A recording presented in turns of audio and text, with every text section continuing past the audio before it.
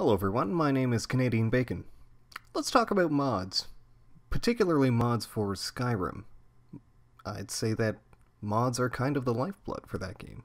Frankly, I would not still be playing the game without them, and I think that most mod authors deserve some form of compensation for the hard work they put into creating the amazing mods that we have had for free for years. I don't mind modders receiving money or compensation, donations for their work. At all. I think it's fair. They've done the work. They can set the rules on how they distribute it. I personally wouldn't mind if mod authors would consider releasing free versions of their mods, even if they have a paid version as well. Perhaps they could stagger the release. They would have a free release of their mod available to anyone to download, and they would have a more refined version that would be released for people who pay for it, for example. That would include compatibility patches with other mods that exist, other big mods. Maybe it would be released quicker, so if you were going to release those the mod version that was compatible with other mods for everyone to use, you could stagger it for a couple of months or a year or so. I think that would be fine.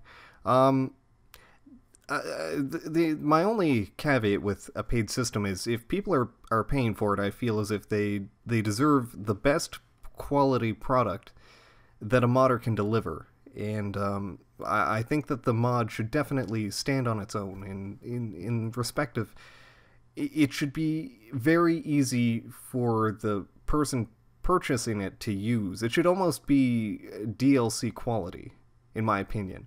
You should sort of click on it and download it, sort of thing. And a lot of bigger mods, that really isn't the case. Most of them depend on Skyrim script extender, and most of them require some third-party content to run properly or optimally. Ideally, that should be the realm for free mods, because up to this point, modding has been free. So that's okay. That's understandable.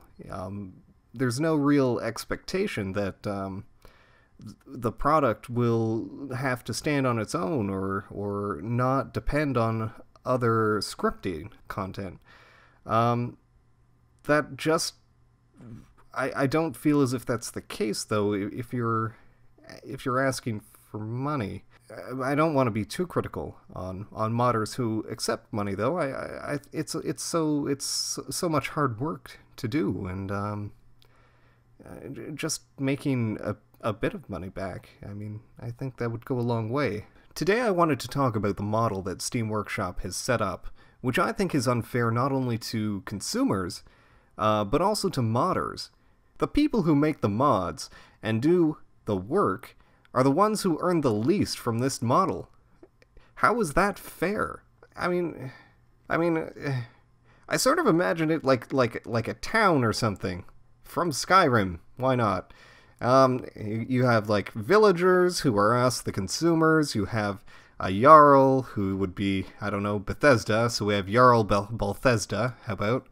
And a whole bunch of guards who are like people who work for Bethesda, Jarl Bethesda, whatever. Yeah, like that. And so we, the villagers, give our shiny coins to Jarl Bethesda, payment for service. He in turn gives it to his employees as wages, and they in turn produce a service, the production of a video game, which we all enjoy. And any money that's left over obviously becomes profit for Jarl Bethesda to enjoy. Now this system seems perfect. Oh no! Service problems, broken quests, missing textures, anything that gets in the way of the enjoyment of the video game.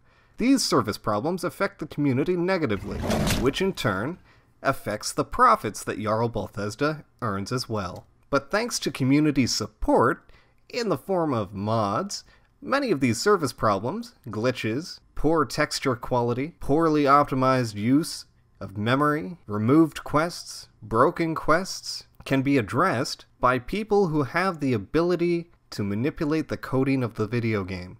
That makes the service problems disappear with no greater labor requirement from Jarl Bethesda or his employees.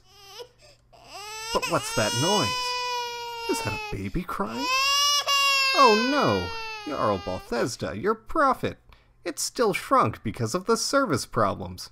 Well, don't worry. Your favorite call girl, Lady Val V, has the perfect solution. Paying the community members who are able to address the problem money that they deserve. And what does her model look like? Does it look like this? No! That would make too much sense. What happens is, people who want the services that other members of the community provide pay Lady Val V the money, she then splits the profit with Jarl Bethesda, and they give a quarter of the profit to the people actually doing the work. Does that make sense? I think it makes a lot of sense. That is fucking amazing. Good job. Round of applause. Hey, with a model like that, why have people working for you? You can just cut back on employees. Look at that profit you just made. And the community can now provide more of the work for less money. Hey, maybe eventually all you'll have are people who buy the game and do the work for you and pay you for it, and then you pay back a quarter of what people pay for the work you should be doing anyway. Hey, you can even cut the wages of any remaining employees you might have. What a great idea! Look how happy everyone is. This is the perfect model. And eventually modding will just become some form of cheap DLC with no accountability. I love it! What a world we live in. Anyway, those are my thoughts on the subject. I hope you've enjoyed this video. I certainly have. And I think that we all love what Bethesda and Val V are doing. Good job, everyone! You could hire 30-some kids for the price of one janitor. Those kids will get money, cash money, light janitorial duty, cash money, work in the cafeteria, cash money. Cash money is a good thing if you're poor. Get some cash money, then get some more. I'ma help poor people learn how to get a job. I'ma help poor people